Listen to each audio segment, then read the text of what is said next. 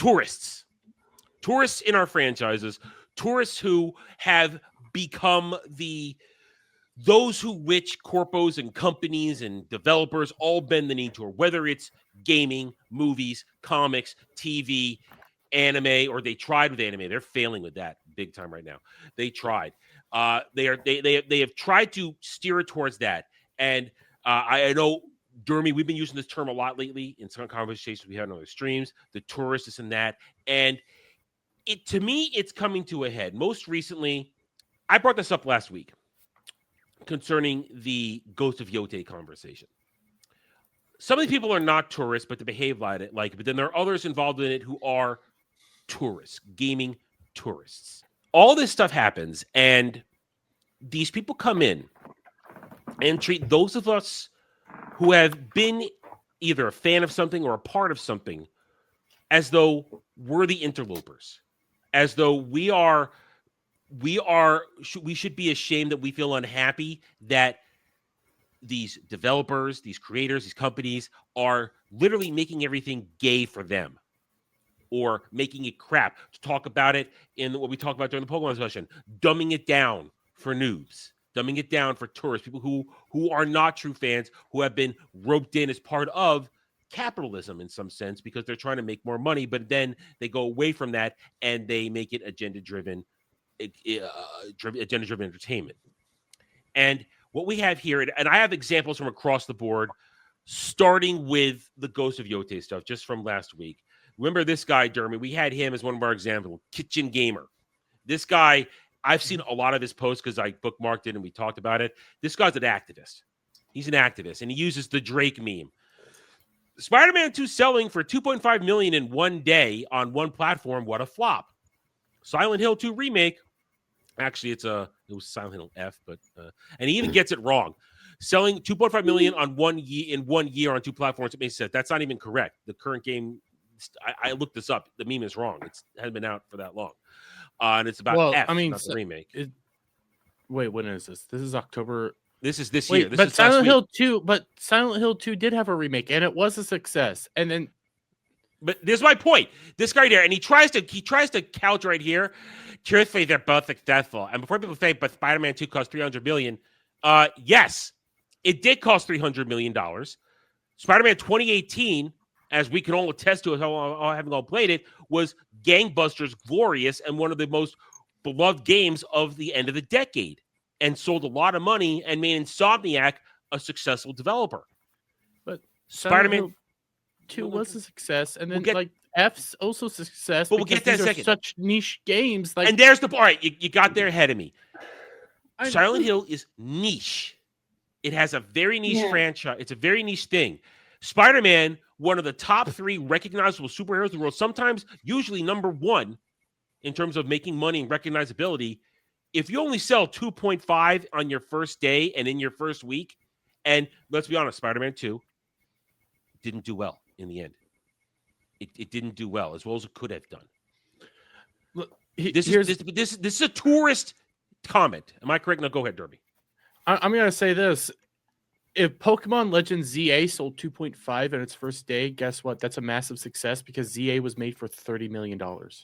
There you go. Remember, we have discussion with flops, Jed. We have discussion with flops with movies. If something doesn't make its money, it's a flop. Mm-hmm. Yeah, not all these things are created equal. They always act like success for one is success for all. Every different product has a different threshold for success. And you can debate on where exactly that threshold is, but it's pretty easy to tell the range in which that threshold is. If a game costs $300 million and only sells 2.5, that's a problem. A game like Silent Hill, like you said, that's super niche, that sells similar in a year and gets that money, that's great. These people act like one thing is the rule for all. It's the same thing we talk about with movies. They're like, oh yeah, Fantastic Four broke $500 million. Isn't that so great? Well, no. Well, you guys celebrated when Weapons got 300 million or whatever it was. Yeah, because Weapons costs like 20 million, grandma's 50 million coin jar to make. These people just don't understand the difference that money in and money out determines success. Silent Hill 2 remake was made for about $10 million to $15 million. that's a success. And between those two games, that brought new people into the franchise. Well, just think about that. 10 million you said for the budget, right? Yeah. And we'll do our normal thing. Just pretend it's the same. We'll say 30 million to break even. 2.5 times at least $50 a game. I'm guessing it might be more than that. They made their money back hand over fist. Yeah. Spider-Man. It took them a while to get any sort of profit out of that game. And yeah, Spider-Man's a juggernaut. You can't compare Spider-Man to Helldivers. You can't compare these games to each other, but you can compare Spider-Man 1 to Spider-Man 2. You can compare God of War to Spider-Man 2. You've got to have some common sense and some ability to break down a situation logically and realize money in versus money out. It's that simple. That's the basis of capitalism. Are you getting a return on your investment? No. Then it's a flop. Then it's a failure.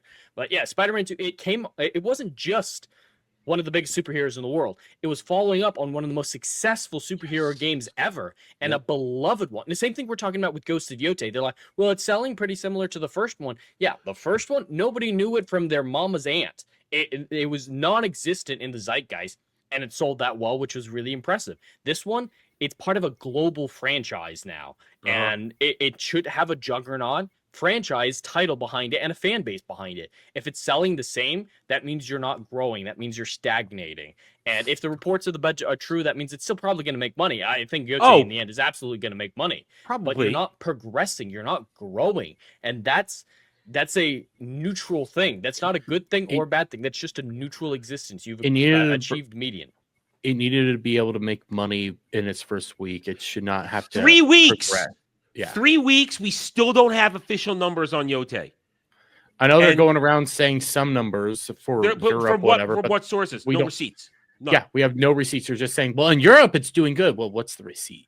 Yeah. Who's reporting it? Is it a reputable source? Are they actual numbers? Or they're like, hey, it's 3 million players or some shit like that. So this is an example. This whole thing, it's the tourist perspective. And when it comes to this stuff, Jed, you laid out all those beautiful numbers and statistics for that. They look at numbers, and they look for that in success, but they look at numbers all incorrectly. Know a tourist when they'll throw out a lot of numbers in anything, whether it's, we talk about a lot, the box office. They'll throw out all those numbers, but they don't understand the difference between gross and net. They just see big number and go like big number good. That's all they know. That's the only one that matters. Yeah. And we're talking about we famously hate Avatar on this stream, the Avatar franchise, and don't understand its existence, and it bothers me. I feel like it's a sign of the apocalypse that franchise is so large. But James Cameron recently came out and was talking about, even if this movie is super successful, it might not make money because of how expensive it is. I think the number he put out is it has to be the 5th highest grossing movie of all time to break even. So even if it's getting $1.7 billion, which is a runaway success for any other movie in existence, it could be a failure. But these people won't recognize that. They're like, oh yeah, Avatar 3 made over $1 billion. Yay, success. Yeah, they hear billion. We're going to get 1 million more. I don't care. So there's this. Superficial.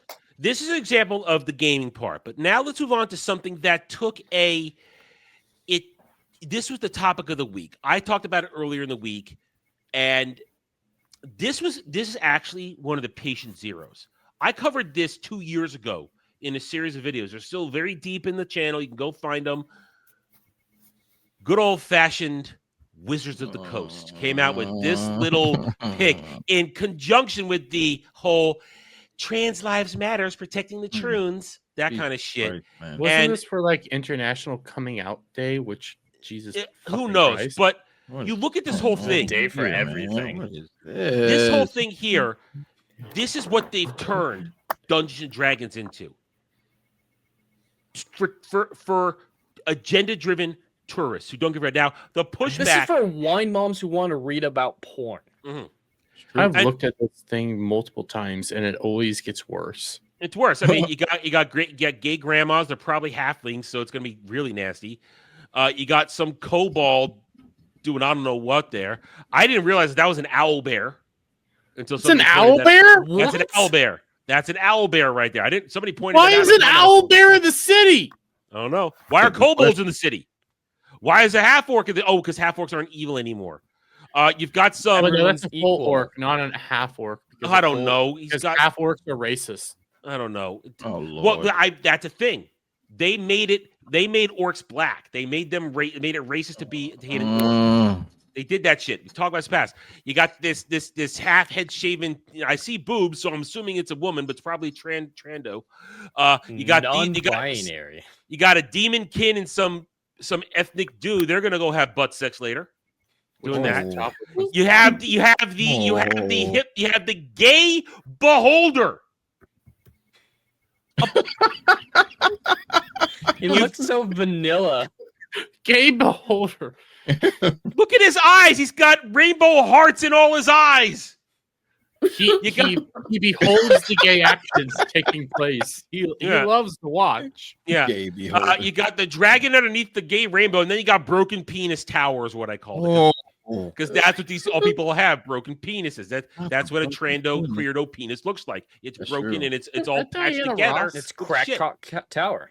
Yeah. Is that Diana Ross over there, the black lady with the fro? It's got horns. I don't know. I thought it was I thought maybe I don't know. But this is the epitome of tourism in gaming. And I want to remind you, Wizards of the Coast, I say this every week. It's because a Wizards of the Coast thing comes across my timeline during Daily Dive. Wizards of the Coast are not your friend. They haven't been your friend for 20 years.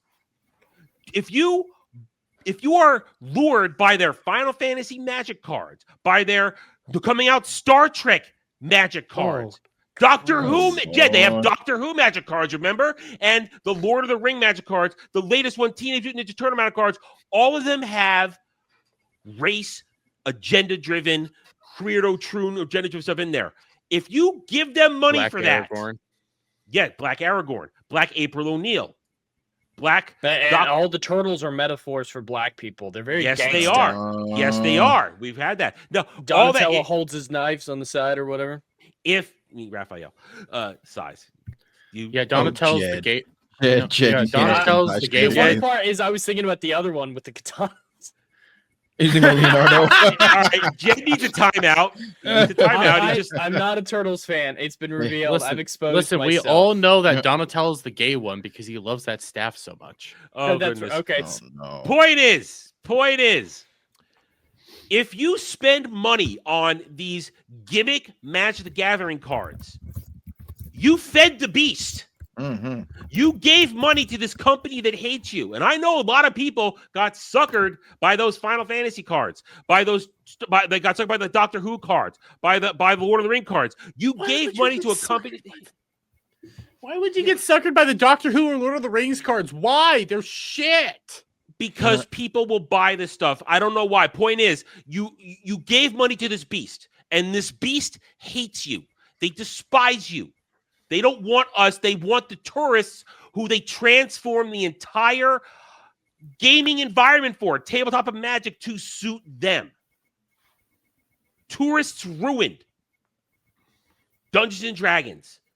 When it was TSR, it was fine. Then Wizards of the Coast bought it, and they changed it for tourists. Doesn't stop there. And I apologize for getting a little political here. Yesterday was No King's Day. Oh, God. They look like they're taking each other's dick. But here's Tony Gilroy, creator of Andor. And, of course, everybody's favorite light stick licking internet daddy, Pedro Pascal. You said a word. I'm still not going to say the word that I want to say for Pedro Pascal. It starts with an F.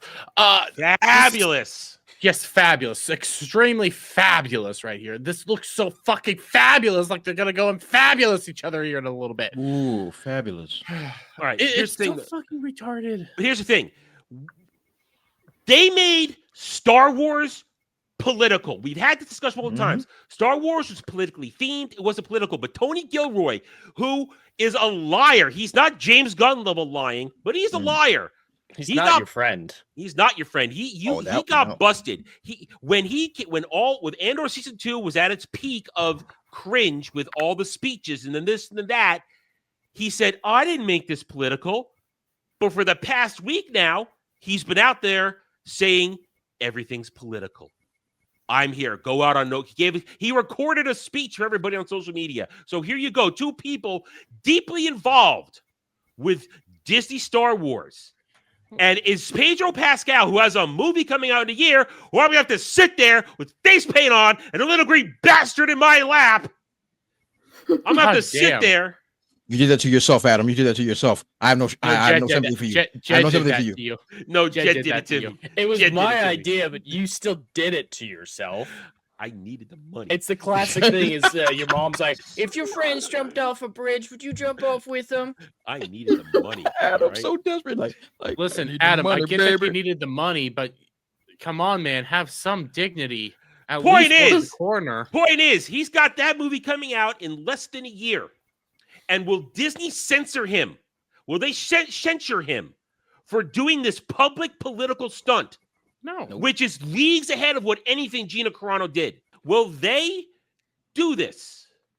Will they stop him? No, they'll let him do it because they'll make it political because the tourist modern audience. There's the other definition of the tourists, the modern audience. Fuck the modern audience. Nobody wants them. There is no modern audience. There is none, but they that's the tourists though. They flit in, they think they have something, they flit away. But they do this. They make political, and then this is why, because then here are the tourists on No King Day. Here they are. These are the tourists. Why the fuck do you have the wings of freedom? God damn you fucking jackasses.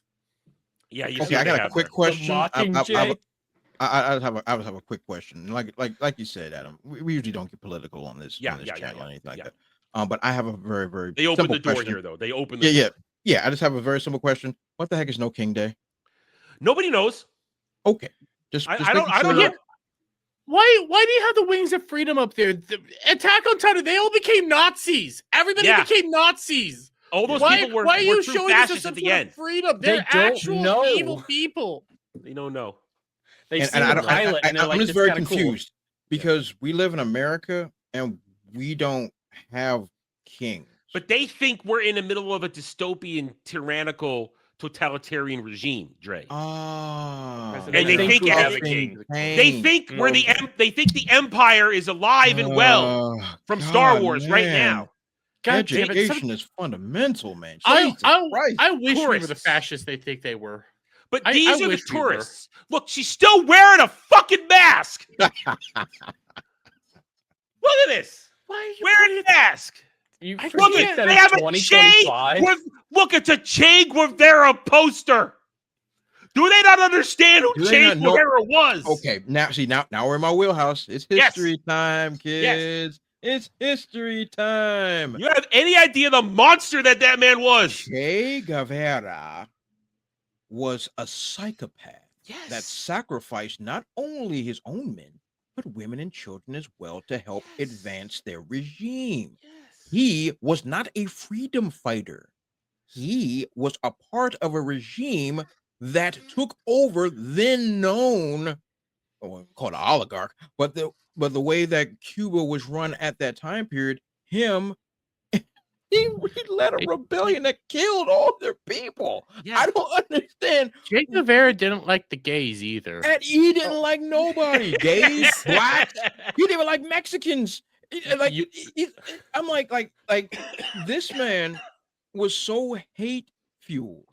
This is a hate fueled individual that sacrificed everyone for his own political gain. He was not a socialist. I don't know why people get that mixed up. He was not a socialist at all.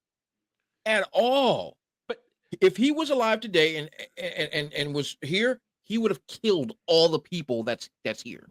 Yeah. Do they not get that? But Jake, tourists. Don't understand. They don't understand history. They don't understand pop culture. You'll love this, Dre. I've seen some of these people online holding up Chairman Mao as an icon and a figurehead to emulate. If anybody killed the most people in the world. But he's not white, so yay.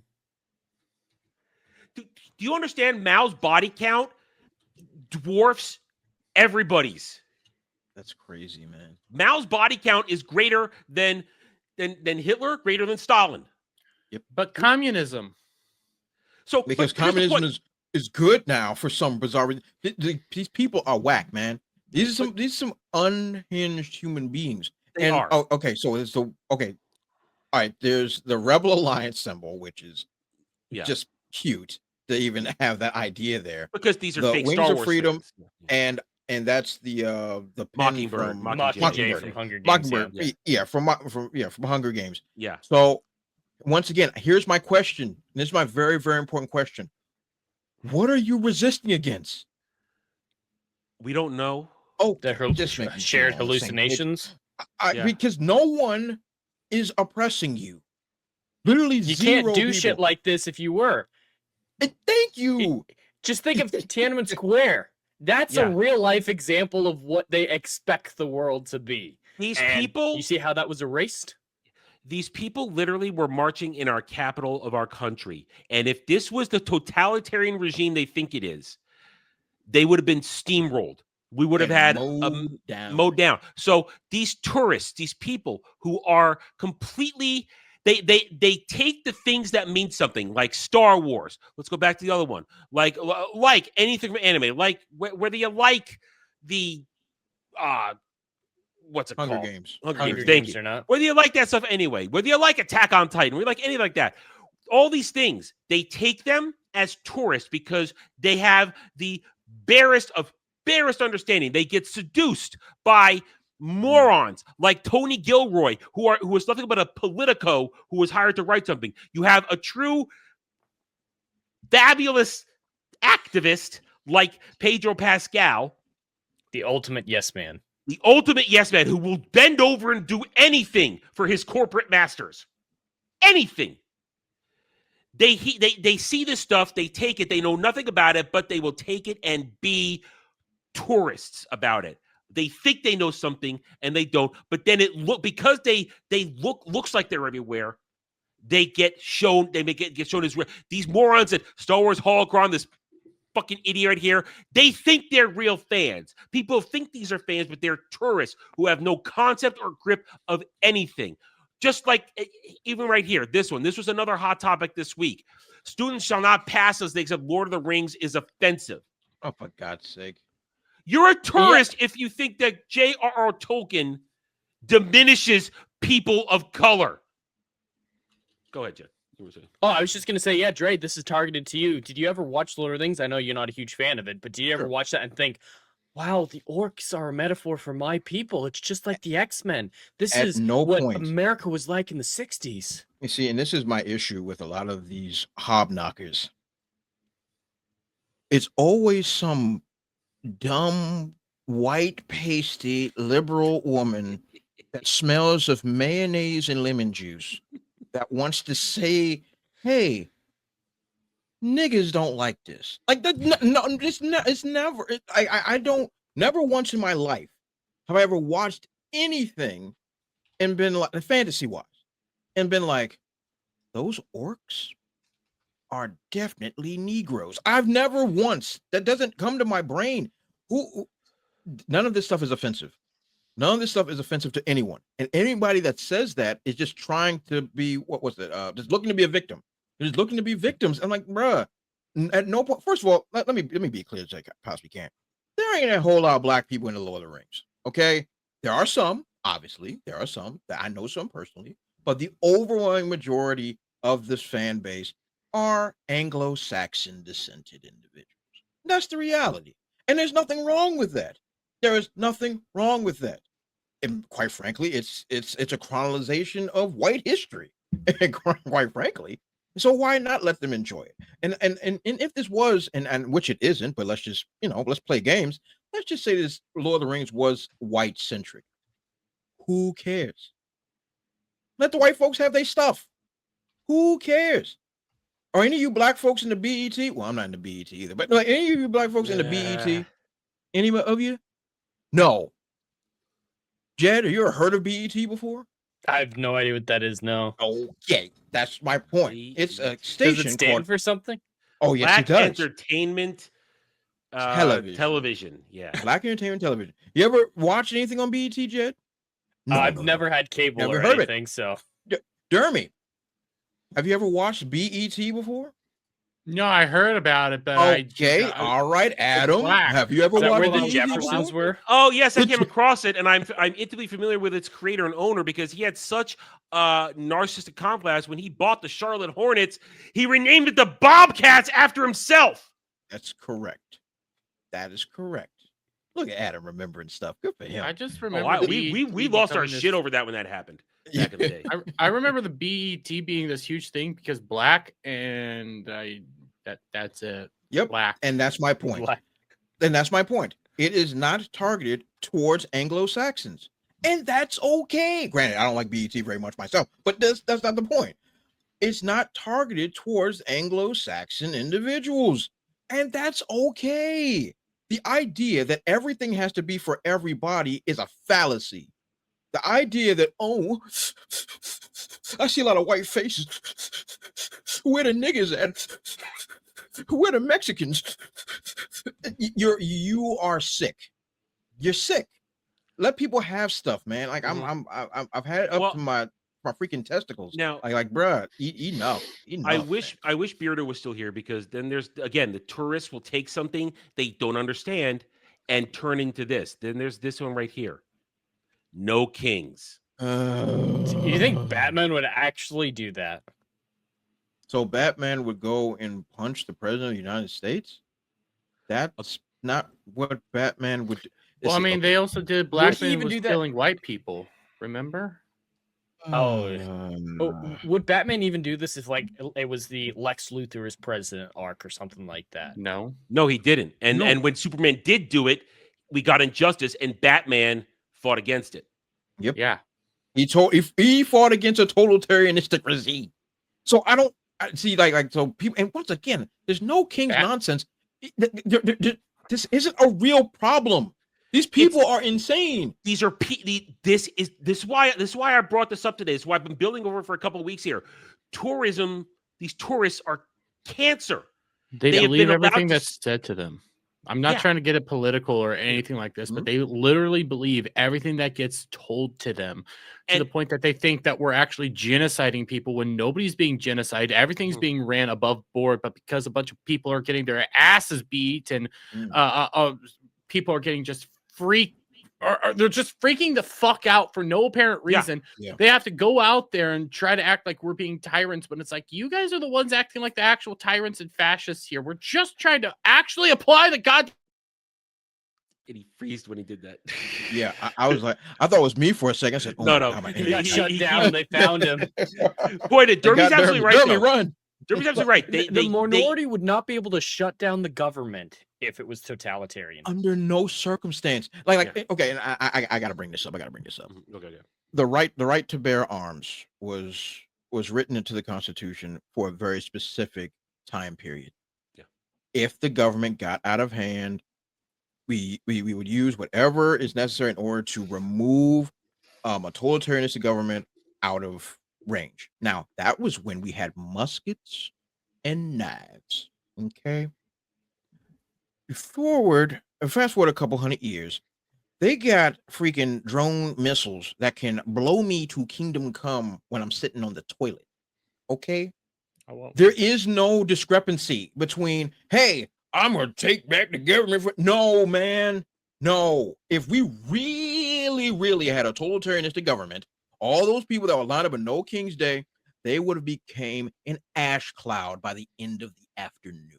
Yeah. There would have been a genocide. There would have been Without an actual question. genocide. Without question. You guys bring all this up, and in each and every one of these circumstances here, they're making us out to be the tourists, the ones who are not into it, the one that we are being unreasonable, saying it's our fault with stuff like this. And Derby, we're going to go over this next Sunday. Anime tourism isn't the problem. Elitism is. They're trying what we have here is classic commie Marxist work, reality inversion. They're saying the new people that came in isn't the problem. It's the people that were there first. The new fucking people that keep coming in want to take fucking One Piece and say it's some sort of allegory for fucking Palestine. That's a real fucking thing for some fucking reason. Right. Yeah. This has been going for like 20 years. Yes. Yes. These people are laughable. psychopaths. Yeah. It's just like Adam, you were talking about it to me the other night about being called a tourist in relation to D&D. You've been playing Dungeons and Dragons since you were a child. 1987. And these people are just starting now that it's a little games. Like, yeah, you're the outsider. You're the weird one. It's always been like this. I think there's few franchises that really epitomize the inversion reality than Doctor Who. Because when all this started with the Jodie Whittaker, the Shooty Got Well era, everyone was telling fans like me and Adam, you're weird. You're the exception. This is the way it should be going forward. And then they just started saying it's always been this way. That there's no more inversion of reality than claiming that something's always been this way with Doctor Who. It has not always been this way with Doctor Who. And it's just laughable to think that Adam and myself are Doctor Who tourists. I know more Doctor Who than 90% of people out there. And I'm still not an expert. There are some autistic people who can trounce me. But these people, they don't even watch New Who, and they're expecting me to feel like the outsider. They just want to weaponize these things for their own personal game and then forget about them the moment they're no longer useful or relevant. Well, to take it back to like One Piece for a second there. They keep trying to say, well, One Piece is all about politics because they're taking on a tyrannical government, but they always ignore what Oda said when they finally tackle what the world government is. You're going to be sitting there wondering who really are the bad guys in all this. You're going to be left there wondering like what's actually supposed to be tackled there, but they don't ever address that point. They just say, well, tyrannical government, political. And these people are some of the dumbest motherfuckers I've ever seen that just want to take everything. They can't make an argument. Nope. They want to take everything to mix it to their own fucking thing. They fucking say Drum Island is all about free healthcare when it wasn't supposed to be about that. It was supposed to be showing you a parallel to what the fuck after Drum Island, Vivi, Adam, I need Alabasta. Alabasta. It was supposed to be a parallel to Alabasta where you're seeing what an actual tyrannical king does versus what King Cobra does. I would love to get into, even though I like what you said, it's impossible because these people can't argue, they can't debate, they can't hold a legitimate thought in their brain. That's correct. These tourists say, okay, tell me when you were a fan. Oh, I've been doing this since 2000 to 2022. Okay, let me go through my list of things I've been a fan of my entire life. All right, we'll start with Star Wars. 1983. I'm first gen Star Wars fan. I was a child, but I loved it. Let's see. Anime, 1985-86. Robotech, Voltron. All that stuff. The first stuff you got to see. Okay, right then. Same year. Star Trek, mid-80s, as I start to watch the movies. And I saw the animated series, the fifth year voyage, which is dog shit, but a different conversation. Let's see. Dungeons and Dragons, 87, 88, around that time. I went to Ranny summer camp in Monmouth County, New Jersey. And a bunch of dudes who I thought were adults, just like 12 or 13-year-olds, but I thought they were giants to me. And I saw them playing, and I said, can I play too? Sure, we'll teach you how to play. And I started playing, and I've been playing ever since, off and on. Video games, 1985, the NES. Before that, the Commodore. Let's see. So that's a lot of decades between then and now, and all those things start. Magic, we can go into the 90s, because we wasn't there until the 90s. Other stuff like that. But, I can tell you how long I've been this stuff. And Jed is a young man. Dermy is a young man. They've been in this stuff relatively less, but the time they've spent in it, they've embraced it. They didn't try to change it. Jed said he's been into Doctor Who for the past several years as a young man, but you embraced it all. You didn't try to change it. And you're a better Doctor Who fan than I. Doctor Who, I've been a Doctor Who fan legitimately since 2005 when New Who started. I'd seen a little bit of old Who, classic Who, but it wasn't really available on television. But then New Who started, I watched. So I've been there for about 20 years, off and on. But Jed, he got into it more recently than I did, but he really got into it. And he loved every segment. He has more knowledge than I do. And I can say you are a newer fan, but you are a stronger fan. You're a more passionate fan than I. Same with Dermy. Dermy knows more than I do about Doctor Who. Dre knows far more about comics than I do. All these things. Because we've been there. And I guarantee you march up to anybody on any one of these subjects we've rolled through here. Whether it's Star Wars, Star Trek, Doctor Who, anime, Magic the Gathering, Dungeons and Dragons. I guarantee their so-called fandom appreciation, it's 5 years or less, and they have tertiary knowledge compared to someone like Jed or Dermy, who came to something recently in their youth here and know way more because they actually learned it, watched it over and over again, read about it, watched lore videos is the thing now. Now, we live in the era of lore videos. Not hard to go pick something up. Thanks to Kel, I've been lured up on 40K, even though I've been playing Warhammer since 1998. I played fantasy. I played side games like Necromunda, Blood Bowl, stuff like that. I didn't know a lot about 40K. In the short time, past few months, I've been lured up because you have lore videos made by passionate people who can show you what this stuff is. My favorite lore videos is always Yu-Gi-Oh! Lore videos. There it There's is. so much more there. There's There so it is. much more there. It's not hard to get lured up, but these people, these tourists, they don't even take the time to go look at lore videos. They'll dally in it for a little bit. They'll latch on to the activism angle of it and think that, oh, now we're a fan. Look, we're all united because we're marching around waving Andor freaking placards. I have friends everywhere. No, you don't have friends. You have fake allies who, if you step out of line in 1 second of the dogma, they will J.K. Rowling your ass. It's true. It's true. Allies everywhere. So tourists. I will argue tourists are to blame for a lot of stuff because they are who every one of these corpos, developers, all these creators have bent the knee to while ignoring us, who brought them the fame and the love that they have. It's all Big Bang Theory's fault. Yes! Fuck that show! I do enjoy that show, but yeah, it's absolutely to blame for mainstreaming a lot of nerd culture. And you pointed it out very well when you were talking about me getting into Doctor Who. I embraced it. These new stands, they're not embracing franchises as they are. They're demanding that franchises change into what they want them to be. It's a narcissistic, self-centered perspective that breeds from a broken individual. You have to be a very unhealthy individual to demand the world reshape itself to your will and the will of your small minority. It's not healthy. It's okay to not be into something. There's plenty of things that are well beloved out there that I've gone and tried. It's like, you know what? It's just not for me. I'll let those fans enjoy it. Just like Jerry was talking about. Let the white people have their stuff. Let everybody have their stuff. The idea of making something for everything dilutes everything to where there's no substance to it whatsoever. If something is made for everybody, then it's made for nobody. Exactly. You have to have a target demo. You have to have a target demo. That's how fandom is. But these are people that do not understand what fandom really is. Fandom, and tell the truth and shame the devil, fandom is gatekeeping.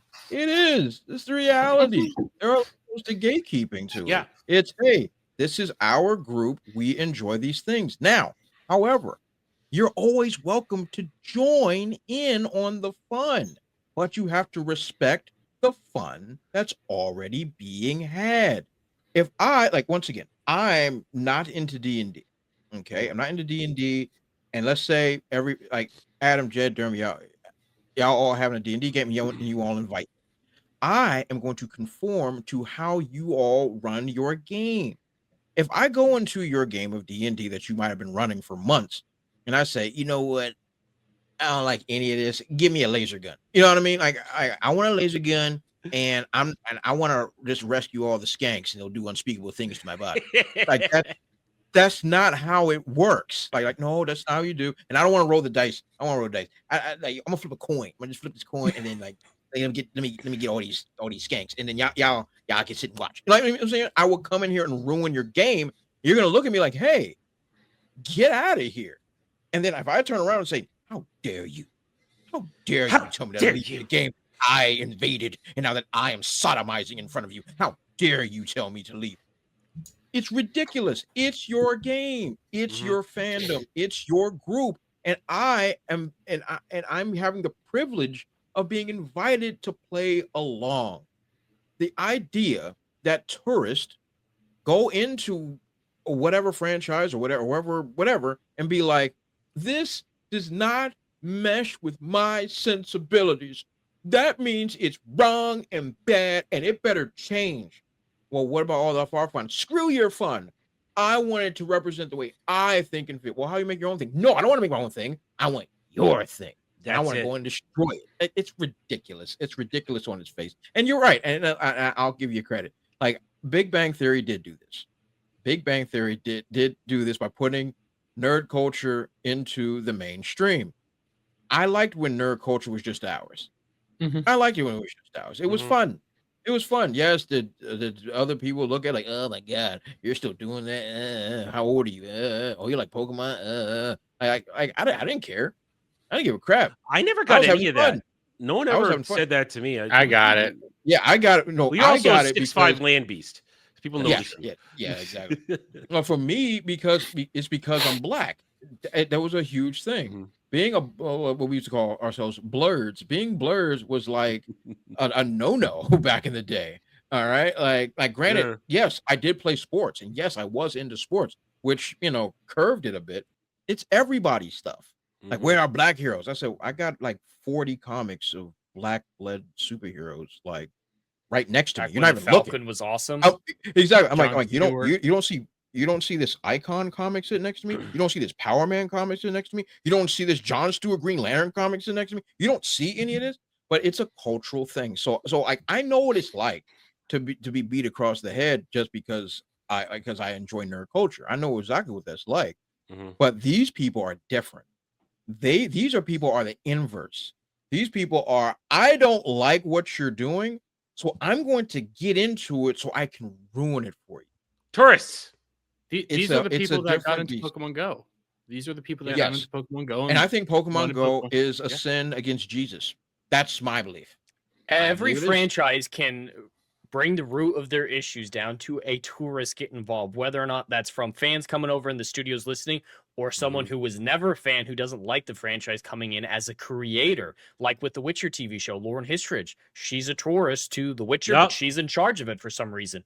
And same thing with Star Trek and everything like that. J.J. Abrams admitted when he was making his original Star Trek movies, I always liked Star Wars more, and this is just to get me in the sci-fi realm so people will take me seriously when I try to make Star Wars. And he opened those back. Yeah. No, It's sorry. all tourism. I slightly disagree because I'll take it to like Digimon. Digimon didn't have tourists get involved. They just made bad decisions. That's different. And, That's different. and then you get like Yu-Gi-Oh. That's a Yu-Gi-Oh hasn't legitimate had tourists. decline. Yeah. Yu-Gi-Oh hasn't had tourists involved at all. And again, that's just another legitimate decline. It's still a fun game, but nobody's there to ruin it. Two perfect examples in Star Wars. One, a little lesser known, you have to be really nerd, Pablo Hidalgo.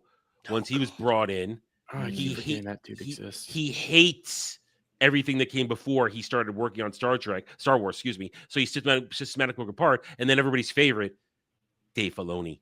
The Padawan to George Lucas. No. He hates everything George Lucas did, and in the intervening years since George left, has worked very hard to help undo everything George did. So to focus on his own creations first. Yep.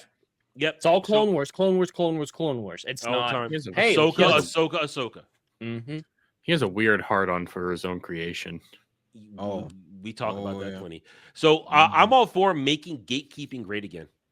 Make gatekeeping great again. Hey, if somebody's coming up, yes, here's a test. Are you here to join in the fun or change it?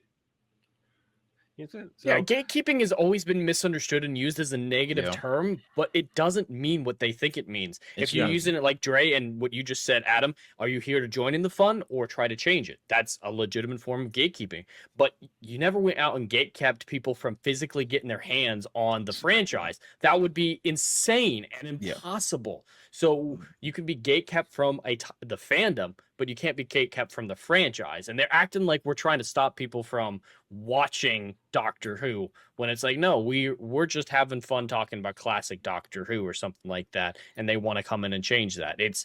Gatekeeping is one of those words in our language that has been so warped and degraded, like media literacy, like Yahtzee, like so many of these other words that they don't resemble their original meanings. They're physically degrading language, just like they are their franchises. That's how the commie Marxism works. You change the language, you change definitions so that you can change thoughts and hearts and minds. It's a bunch of neuroff behavior. Yeah, and here's the thing. We keep talking about it because we have to keep reminding people that this shit's still going on. We just showed it. That stupid No Kings nonsense. They're out there doing shit. This is why woke isn't dead. It's just changing its shape. It's turning to something else. and we don't take our foot off the throat. You don't take your foot off the pedal. You stay vigilant, you stay diligent, and you keep talking about it, keep shining the ever pure sunlight of truth down to just burn it all away.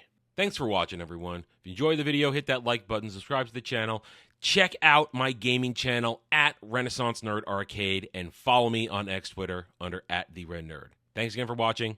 Take it easy.